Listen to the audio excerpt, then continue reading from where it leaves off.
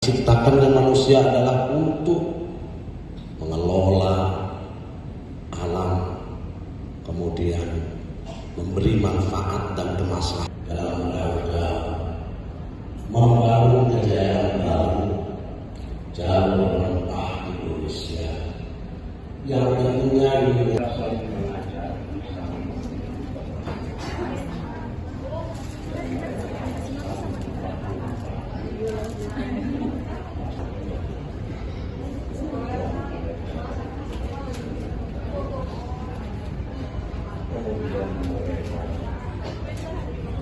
pimpinan Badan POM seluruh Indonesia, karena rempah tidak hanya ada di Maluku, betul kan?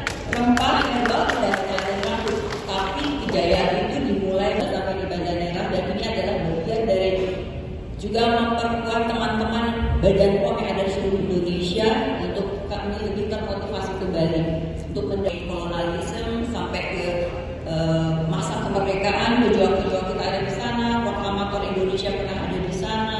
Saya kira juga pemikiran-pemikiran besar. Terima kasih sudah nonton. Jangan lupa like, subscribe, dan share ya.